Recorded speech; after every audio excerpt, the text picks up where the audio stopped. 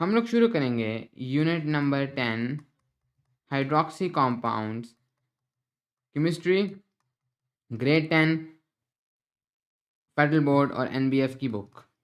तो उसके अंदर हमने पिछले पार्ट में जितने भी एसएलओस थे जो कि नेशनल करिकुलम ऑफ पाकिस्तान में थे वो हमने तमाम को नाम देख ली हैं। तो बुनियादी तौर पर एसएलओस या टॉपिक्स जो हैं उनके अंदर हमने इस चैप्टर के तमाम जो कॉन्सेप्ट्स हैं उनको एक्सप्लेन कर लिया है। तो इस वीडियो से पहले आपने वो वीडियो लास्ट में देखनी है ताकि इस चैप्टर के जितने कॉन्सेप्ट्स हैं वो आपको क्लियर हो जाए। तो आज के इस वीडियो में हमने एक्सरसाइज करनी है जो कि एनबीएफ की बुक में गिवन है, जो कि इन्हीं एसएलओ से बनाई गई है। तो जब आपको एसएलओ आते होंगे तो आप इस एक्सरसाइज को ईजिली कर पाएंगे। सबसे पहले हमारे पास MCQs. Number 1, what is the optimal temperature range for the fermentation of glucose to produce ethanol. तो एथेनॉल प्रोड्यूस करने के लिए सबसे जो ऑप्टिमल या गुड रेंज है टेम्परेचर की वो क्या है। तो जैसे हमने देखा था that is 25 to 35 degree Celsius जो नॉर्मल टेम्परेचर है। Which organism is use in the fermentation process to produce ethanol. That was yeast. What is the catalyst use in the catalytic hydration of ethene to ethanol. तो ethene से जब हम ethanol में जाते हैं catalytic hydration में, तो कौन सा हम लोग कैटलिस्ट यूज़ करते हैं। तो हमने देखा था कि that was an acid catalyst. तो वैसे तो अक्सर एसिड्स को यूज़ किया जाता है, लेकिन जो नॉर्मल एसिड यूज़ किया जाता है जो सिंपली आपको एक ही रिएक्शन में डायरेक्टली जो हमने रिएक्शन पढ़ी थी उसके लिए जो आइडियल है दैट इज़ फॉस्फोरिक एसिड, जिसको नॉर्मली यूज़ किया जाता है। सल्फ्यूरिक एसिड को भी कभी कभी यूज़ किया जा सकता है, लेकिन आइडियल इज़ फॉस्फोरिक एसिड। उसके बाद है what is the primary by product of ethanol fermentation. तो एथेनॉल की जो फर्मेंटेशन है उससे बाय प्रोडक्ट आपके पास क्या होता है, that was carbon dioxide. Which of the following is a major advantage. By product का मतलब है कि बाय प्रोडक्ट का ये मतलब है कि आपने एथेनॉल से जो आपने ग्लूकोज फर्मेंट की और उससे आपने एथेनॉल प्रोड्यूस की, उसके अलावा क्या प्रोड्यूस हो गया। बाय प्रोडक्ट जो हमें नहीं चाहिए था वो क्या प्रोड्यूस हो गया, that was carbon dioxide. Which of the following is the major advantage of using ethanol as a fuel. तो एथेनॉल को अगर हम फ्यूल पे तौर पर यूज़ करते हैं तो इसका क्या एडवांटेज है। हाई कॉस्ट तो नहीं, इसकी इतनी ज़्यादा हाई कॉस्ट तो नहीं है, और दूसरा ये हो भी तो ये डिसएडवांटेज है। नॉन रिन्यूएबल ऐसा नहीं है, ये तो रिन्यूएबल है, और दूसरा ये भी इसका डिसएडवांटेज बनेगा। क्लीन बर्निंग, तो यस क्लीन बर्निंग हमारे पास इसका एक एडवांटेज है। क्लीन बर्निंग इसके अंदर मौजूद है, इसके अंदर से कोई आपको पास पोल्यूशन नहीं फैलेगी। हाँ, जो लो एनर्जी डेंसिटी है ये भी इसी की चीज़ है, लेकिन ये तो डिसएडवांटेज है। एडवांटेज इज क्लीन बर्निंग जो मेजर है, जो हम जिसके लिए हम इसको यूज़ करते हैं। What is the chemical formula for ethanol.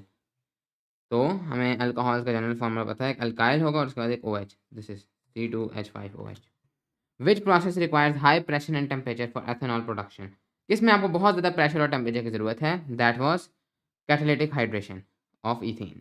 Ethanol combustion primary produces, तो ये बात करें हैं कंप्लीट कंबस्टन की, that is carbon dioxide and water. What is the disadvantage of ethanol production through fermentation. अगर हम लोग फर्मेंटेशन के थ्रू एथेनॉल प्रोड्यूस करते हैं तो इसका डिसएडवांटेज क्या है, दिस वाज स्लो प्रोसेस, क्योंकि ये इतना स्लो है तो इसका डिसएडवांटेज है। Which industry uses alcohol extensively as a solvent. तो किस इंडस्ट्री में अल्कोहल बहुत ज़्यादा यूज होता है एज अ सॉल्वेंट, हमने देखा था इन फार्मास्यूटिकल। ओके, अब हम लोग चलेंगे शॉर्ट क्वेश्चन की तरफ। तो ये हमारे शॉर्ट क्वेश्चन, इनको जल्दी जल्दी देखते जाएंगे। मेन कॉन्सेप्ट तो आपको ऑलरेडी आता है फ्रॉम एसएलओस। नंबर 1 है what is the chemical equation for the fermentation of glucose to ethanol. Glucose अगर आपने एथेनॉल में जाना है थ्रू फर्मेंटेशन प्रोसेस, तो उसकी केमिकल इक्वेशन क्या है, जो यीस्ट की जो रेस्पिरेशन एनारोबिक रेस्पिरेशन की जो रिएक्शन है। मुझे उम्मीद है ये आप इजीली लिख सकते हैं। Name two advantage of producing ethanol via fermentation. Fermentation के थ्रू अगर आप एथेनॉल प्रोड्यूस करें तो उसके कौन से कोई से दो एडवांटेजेस बताएं। तो ये भी आपको खुद लिखने चाहिए, बहुत ही सिंपल है। एक तो ये कि ये रिन्यूएबल होगा, राइट, जैसे हमने देखा था। इसके अलावा अगर हम लोग इसको इसका एक और ये हो सकता है कि ये क्लीन मेथड होगा, इससे कोई हमारे पास पोल्यूशन नहीं फैलेगी। यहाँ हम इसका एक और ये भी लिख सकते हैं, कई सारे हैं, उन्होंने कोई से दो कहे हैं। सो इसका हम लोग एक और ये लिख सकते हैं कि इसके लिए आपको नॉर्मल कंडीशन चाहिए, कोई बहुत हाई टेम्परेचर और प्रेशर नहीं चाहिए। ओके, इसके बाद वो कहते हैं what catalyst is use in the catalytic hydration of ethene to ethanol. तो ये तुमने ऑलरेडी ऊपर देखा है, phosphoric acid and acid catalyst. List two disadvantages of the catalytic hydration method for ethanol production. इसका क्या डिसएडवांटेजेस हैं अगर हम लोग इस मेथड से प्रोड्यूस करें, और बहुत हमने डिटेल में देखे थे। अब आप दो तो मुझे उम्मीद है इजीली लिख सकेंगे। एक हमारे पास जो मेन है दैट इज नॉन रीन्यूएबल, ये रीन्यूएबल ही नहीं है। दूसरा आप एक हाई कंडीशन लिख सकते हैं, दूसरा आप ये भी लिख सकते हैं this is not clean method, यानी it is not a clean method, not clean, यानी इससे आपके पास पोल्यूशन फैलेगी। What are the primary products of ethanol combustion. Ethanol को अगर हम लोग जलाएं तो इससे हमारे पास मेन प्रोडक्ट्स क्या निकलते हैं। तो ये भी मुझे उम्मीद है आप इजीली कर सकते हैं कि अगर आप एथेनॉल को जलाएं तो उससे आपके पास क्या प्रोडक्ट्स मिलेंगे। या फोर्स की कंप्लीट कंबस्टन की बात करें आप, साथ में इनकम्प्लीट कंबस्टन के भी दो सिनेरियोस थे, वो भी आप साथ लिख सकते हैं। Why is ethanol considered a renewable fuel. Ethanol को रिन्यूएबल फ्यूल क्यों कहा जाता है, तो इसके अंदर आपने ये बताना है कि क्योंकि एथेनॉल अगर आप फर्मेंटेशन के थ्रू प्रोड्यूस करेंगे उसको एक रिन्यूएबल फ्यूल समझा जाता है, क्योंकि जो एथेनॉल कार्बन डाइऑक्साइड एथेनॉल की जो कंबस्टन है वो एथेनॉल की प्रोडक्शन और कंबस्टन जो कार्बन डाइऑक्साइड निकालती है, ये वही कार्बन डाइऑक्साइड है जो एक वक्त में प्लांट से अंदर ली थी।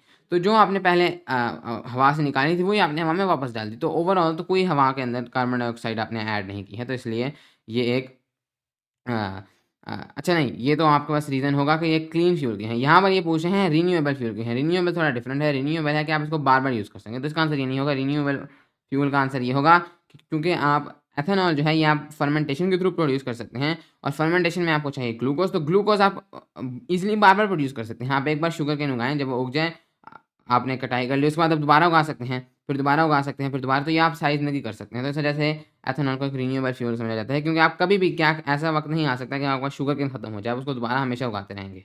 How is ethanol used in the pharmaceutical industry? 2 ही यूज़ेज़ थे जो हमने देखे थे, as a solvent and as a disinfectant. इसके बाद है describe one environmental benefit of using ethanol as a fuel. तो ये बहुत ही सिंपल है कि इससे आपके पास ये कार्बन न्यूट्रल है। What role does yeast play in ethanol production? कि यीस्ट का क्या रोल है एथेनॉल के प्रोडक्शन में? आप इज़िली बता सकते हैं। यीस्ट वो फंगस है या वो ऑर्गेनिज़्म है जो ग्लूकोज़ को कंज़्यूम करता है, उससे एनर्जी प्रोड्यूस करते हैं, in the process ethanol produce करता है, in the absence of oxygen. Name 2 industries where alcohols are used as solvents. एक इंडस्ट्री है आपके पास फार्मास्यूटिकल्स, दूसरी इंडस्ट्री है कॉस्मेटिक्स। कॉस्मेटिक्स में भी अक्सर परफ्यूम्स के अंदर अल्कोहल को एज़ अ सॉल्वेंट यूज़ किया जाता है। Right the chemical equation for the fermentation of glucose. तो ये इजीली आप लिख सकते हैं, ये तो पहली वाली ही है। Evaluate the environmental impact of the two ethanol production methods.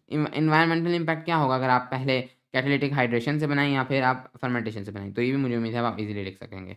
वैसे तो मेनली ये है। इसके बाद है explain why alcohols are considered cleaner fuels compare to fossil fuel. Alcohols एक ही चीज़ बार-बार पूछते हैं, अल्कोहल्स क्यों क्लीनर फ्यूल्स हैं कंपेयर टू फॉसिल फ्यूल्स? इसका रीज़न यही है कि ये कार्बन न्यूट्रल हैं। क्यों कार्बन न्यूट्रल हैं? क्योंकि जो कार्बन डाइऑक्साइड ये रिलीज़ करते हैं, ये वही कार्बन डाइऑक्साइड है जो जब आपने इसको प्रोड्यूस किया शुगर केन वगैरह को, उन्होंने वो अंदर ली थी। तो वैसे अगर आप शुगर केन प्रोड्यूस ना करते, वो कार्बन डाइऑक्साइड अंदर ना ली जाती, आपने शुगर केन प्रोड्यूस की, वो अंदर ली और फिर आपने एथेनॉल से वही बाहर निकाल दी, तो ओवरऑल तो कुछ भी नहीं हुआ। फॉसिल फ्यूल्स के कंपैरिज़न में जो कार्बन डाइऑक्साइड वो रिलीज़ करते हैं, हालाँकि ये भी वही कार्बन डाइऑक्साइड है जो इनसे जब जिन प्लांट से ये बने थे उन्होंने अंदर ली थी। लेकिन ये चूँकि काफ़ी मिलियंस ऑफ ईयर्स अगो हुआ था, तो ये अब जो कार्बन डाइऑक्साइड निकाल रहे हैं, ये हमें नहीं चाहिए। उस वक़्त की सिचुएशन में अगर आपने वापस जाना है, जो मिलियंस ऑफ ईयर्स अगो जितनी कार्बन डाइऑक्साइड थी हमारी एनवायरनमेंट, फॉसिल फ्यूल्स हमें उधर तक ले जाएँगे, हमने उधर नहीं जाना। उधर पहले हमारे पास इसीलिए तो लाइफ़ नहीं थी कि वहाँ पर कार्बन डाइऑक्साइड इतनी ज़्यादा थी। जब कार्बन डाइऑक्साइड एक ऑप्टिमम लेवल पे पहुँची, तभी हमारे जो अर्थ है, उसके ऊपर लाइफ़ आई है। तो इस वजह से जो फॉसिल फ्यूल्स हैं, वो तो कार्बन डाइऑक्साइड आपके एनवायरनमेंट में निकालेंगे, उससे तो क्लाइमेट चेंज होगा। लेकिन अल्कोहल्स या एथेनॉल या मेथेनॉल, अगर आप इनको एथेनॉल को फॉर एग्जांपल फर्मेंटेशन के थ्रू प्रोड्यूस करते हैं, तो ये आपके पास एक रिन्यूएबल तरीका है। इसके साथ-साथ जो कार्बन डाइऑक्साइड ये निकालेंगे, ये वही कार्बन डाइऑक्साइड है जो आपने ऑलरेडी इनको प्रोड्यूस करने के जो प्लांट्स हैं, उन्होंने अंदर ली थी। तो ओवरऑल कार्बन न्यूट्रल हो जाएँगे। Next discuss the benefits of using ethanol as a fuel in internal combustion engines compared to gasoline. Again एक ही चीज़ है कि बेनिफिट क्या है एथेनॉल को यूज़ करने का, कि वो रिन्यूएबल है। वो चीप भी है, ओके? वो सस्ता भी आप प्रोड्यूस कर सकते हैं एथेनॉल, और इसके साथ-साथ एथेनॉल अपनी कंट्री में भी प्रोड्यूस किया जा सकता है, बाहर से इंपोर्ट करने की ज़रूरत नहीं है। इसके अलावा वो क्लीन फ्यूल भी है। Describe how ethanol is used in cosmetic products. तो कॉस्मेटिक्स में एथेनॉल कैसे यूज़ किया जाता है, ये भी मुझे उम्मीद है आप इज़िली लिख सकते हैं। Explain the role of alcohols in the pharmaceutical industry. Pharmaceutical industry and medicine industry में अल्कोहल्स का रोल क्या है? ये वही सवाल है, ऊपर वाला ही है। Evaluate the environmental impact of the two ethanol production methods. तो एनवायरमेंटल इम्पैक्ट आप बताएँ एथेनॉल के जो प्रोडक्शन मेथड्स हैं उनके। तो ये तो आई थिंक वही सवाल नहीं दोबारा इन्होंने पूछ लिया जो ऊपर भी इन्होंने पूछा था। या इवैल्यूएट द एनवायरमेंटल इम्पैक्ट, तो ये उनसे उन्होंने दोबारा उसको कॉपी पेस्ट कर दिया। ओके, अब हम लोग चलेंगे थिंक टैंक की तरफ। वैसे ये वाला जो सवाल था, how is ethanol used in the pharmaceutical industry, इसके अंदर आम तौर पे जो हमारे पास सैनिटाइज़र्स होते हैं, उसके अंदर मेनली एथेनॉल ही होता है। तो यहाँ पर डिसइन्फेक्टेंट, इसका जो डिसइन्फेक्टेंट के ऊपर आप एग्ज़ाम्पल भी डाल सकते हैं इन सैनिटाइज़र्स, जो हैंड सैनिटाइज़र्स होते हैं। ओके, नेक्स्ट हमारे पास थिंक टैंक नंबर 1 है assess the potential and economic and environmental impacts of shifting from fossil fuels to alcohols as primary fuel. अगर हम लोग फॉसिल फ्यूल से अल्कोहल की तरफ शिफ्ट करें फ्यूल्स के तौर पर, तो उसके पोटेंशियल यानी कि होने वाले जो हो सकते हैं इकोनॉमिक और एनवायरमेंटल इम्पैक्ट्स क्या हो सकते हैं। तो इकोनॉमिक इम्पैक्ट्स की हम बात करें, तो इकोनॉमिक इसके पॉजिटिव भी हो सकते हैं, नेगेटिव भी। वैसे अगर हम लोग अभी अभी हम लोग फॉसिल फ्यूल से अल्कोहल की तरफ शिफ्ट करें तो जो इनिशियल कॉस्ट है वो ज़्यादा होगी। तो इकोनॉमिक इम्पैक्ट तो ये है कि हाई इनिशियल कॉस्ट, क्योंकि आपको तमाम गाड़ियों के इंजन्स जो हैं उनको आप अल्कोहल जैसे इथेनॉल है इसके कैपेबल बनाना होगा और फॉसिल फ्यूल्स के बजाय अल्कोहल्स के लिए ऑप्टिमाइज़ करना होगा। और इसके अलावा आपको इसके लिए अलग-अलग इंडस्ट्रीज़ लगाना पड़ेंगी। तो ऑलरेडी जो हमारे पास इंफ्रास्ट्रक्चर मौजूद है, आपको नया इंफ्रास्ट्रक्चर बनाना पड़ेगा, तो इनिशियल कॉस्ट तो ज़्यादा होगी। लेकिन इसका जो बेनिफिट है वो ये है कि लॉन्ग टर्म में अगर आप एक बार ये काम कर लेते हैं, तो इससे आपको फ़ायदा मिलेगा, क्योंकि आप लोगों को जो कंट्रीज़ हैं जिनके पास ऑयल नहीं है उनको इम्पोर्ट नहीं करना पड़ेगा, तो नो इम्पोर्ट ऑफ ऑयल। और इसके अलावा जो एक्सट्रैक्शन की कॉस्ट है जो कि काफ़ी ज़्यादा है, वो बच जाएगी। So no extraction cost. Long term में इसका फ़ायदा है, लेकिन अगर आप शॉर्ट टर्म में करें तो इसका नुकसान भी हो सकता है। इसके बाद है एनवायरमेंटल इम्पैक्ट्स। एनवायरमेंटल इम्पैक्ट्स में अगर हम लोग अगर बात करें तो एनवायरमेंटल इम्पैक्ट्स पर सबसे पहले तो आपके पास पॉजिटिव ही है कि आपके पास ये क्लीन फ्यूल है अल्कोहल्स फॉसिल फ्यूल्स के कंपैरिजन में। और इसके अलावा अल्कोहल्स जो हैं वो आपके पास रीन्यूएबल फ्यूल भी हैं। तो दोनों तरह से आपके पास एनवायरमेंटली ये अच्छे हैं, लेकिन इसका एनवायरमेंट पर एक बुरा इफेक्ट भी हो सकता है। वैसे तो एनवायरमेंट पर इसका जनरली अच्छा इफेक्ट है कि ये आपके पास क्लीन फ्यूल है, लेकिन अक्सर ये डिबेट की जा सकती है कि इसका एक नेगेटिव इम्पैक्ट भी है, क्योंकि अगर आपको वाक़ई में अल्कोहल फ्यूल यूज़ करना है, प्राइमरी एथेनॉल, तो उसके लिए आपको लार्ज फार्म लैंड चाहिए होती है, लार्ज ह्यूज बल्कि कहना चाहिए लार्ज फार्म लैंड से, ठीक है। तो लार्ज आपको फार्म लैंड चाहिए होती हैं, बहुत बड़ी-बड़ी आपको फसलों की जगह चाहिए, जहाँ पर आप लोग एथेनॉल के लिए शुगर केन वगैरह उगाएँ। तो क्या ये पॉसिबल है कि हम लोग फार्म लैंड इतनी बड़ी-बड़ी सिर्फ़ अल्कोहल्स के लिए दे दें? तो फिर हाँ क्या हम लोग खाने के लिए भी इनफ बचा पाएँगे? तो इसका नेगेटिव इम्पैक्ट भी हो सकता है एनवायरनमेंट के ऊपर। इसके अलावा डाइवर्सिटी भी खत्म हो सकती है। इसके बाद है which raw material is better for the production of ethanol? Glucose और ethane give reasons for your choice. अगर आपने एथेनॉल प्रोड्यूस करनी है, तो कौन-सा रॉ मटेरियल यानी जिससे आपने शुरू करना है वो बेहतर है? ग्लूकोज़ यानी फर्मेंटेशन, या ईथेन यानी ईथीन, मतलब ईथेन से आपने ईथीन में कन्वर्ट करना है, या हाइड्रेशन ऑफ ईथीन। तो आपकी क्या चॉइस होगी, इसका क्या रीज़न? तो मेरे ख्याल में तो ग्लूकोज़ एक ज़्यादा अच्छा रॉ मटेरियल है फॉर एथेनॉल। हालाँकि इससे स्लो होगा, लेकिन कम से कम इससे क्लीन एनर्जी होगी और इसी के साथ-साथ रिन्यूएबल एनर्जी होगी। तो मेरे ख़्याल में तो, हालाँकि ये एक सब्जेक्टिव है, आपकी मर्ज़ी है, जो मर्ज़ी आप चूज़ करें। मेरे ख़्याल में तो ग्लूकोज़ जो है वो जीतेगा। इसके बाद है evaluate the impact of the widespread use of alcohol based disinfectants on public health and environment. तो डिसइंफेक्टेंट जो है जैसे सैनिटाइज़र्स वगैरह, इनके अंदर अल्कोहल जैसे आइसोप्रोपाइल या इथेनॉल ये बहुत ज़्यादा यूज़ होते हैं। तो इसके क्या इम्पैक्ट्स हो सकते हैं? इसके पॉजिटिव इम्पैक्ट्स भी हो सकते हैं, नेगेटिव भी। तो सबसे पहले अगर हम लोग पॉजिटिव इम्पैक्ट्स की बात करें, जैसे पब्लिक हेल्थ के ऊपर, सबसे पहला पब्लिक हेल्थ के ऊपर पॉजिटिव इम्पैक्ट्स यही है कि वो बीमारियों से महफूज रहेंगे। तो वेरी सेफ फ्रॉम इन्फेक्शंस, क्योंकि वो जो अल्कोहल्स हैं वो बहुत ईज़िली बैक्टीरिया और वायरसेस इनको स्किन के ऊपर से बहुत ईज़िली किल कर देते हैं। तो जो इंसान है वो बैक्टीरिया वगैरह से काफ़ी हद तक सेफ रह सकता है। अलबत्ता इसका पब्लिक हेल्थ के ऊपर एक इम्पैक्ट ये हो सकता है कि अगर इसको खा लिया जाए, मतलब अगर आपने सैनिटाइज़र हाथ पे लगाया हुआ है, उसको अगर अ, इ यानी आप अपने अंदर ले लें, या इवन ये आपकी स्किन को इरिटेट कर सकता है, तो इसके कुछ नेगेटिव इम्पैक्ट भी हो सकते हैं। इसके अलावा एनवायरनमेंट की अगर हम लोग बात करें, तो एनवायरनमेंट के ऊपर एक तो इसका अच्छा इम्पैक्ट ये होगा कि इससे आपके पास जो है ऑफ कोर्स बैक्टीरिया वगैरह कम हो जाएँगे एनवायरनमेंट में, वायरसेस कम हो जाएँगे, बीमारियाँ हैं वो कम हो जाएँगी। लेकिन इसका एक बुरा इम्पैक्ट ये भी हो सकता है अगर इनको ठीक तरह से इस्तेमाल ना किया जाए, तो आपके पास अल्कोहल वीओसीज़ कितना एक्ट कर सकते हैं। वीओसीज़ के बारे में हमने बात की थी चैप्टर नंबर 7 में। वोलेटाइल ऑर्गेनिक कंपाउंड्स ये डायरेक्टली हवा में इवैपोरेट कर जाते हैं, बिल्कुल कर जाते हैं, जैसे हम लोग परफ्यूम भी लगाते हैं। तो इस तरह से अगर ये अनबर्न्ड ही हवा में इवैपोरेट कर जाएँ, तो ये आपके पास स्मॉग और पोल्यूशन भी कॉज़ कर सकते हैं। इसके अलावा अगर आप लोग अल्कोहल बेस्ड डिसइन्फेक्टेंट्स बहुत ज़्यादा यूज़ करें, तो उससे आपके पास प्लास्टिक वेस्ट भी बहुत ज़्यादा बढ़ जाएगा, क्योंकि अगर आप उनको प्लास्टिक बॉटल्स में रखते हैं, तो फिर प्लास्टिक वेस्ट भी बढ़ जाएगा। लेकिन प्लास्टिक का वैसे अल्कोहल के साथ टाइड नहीं है, वो तो कोई और भी हो तब भी प्लास्टिक होगी।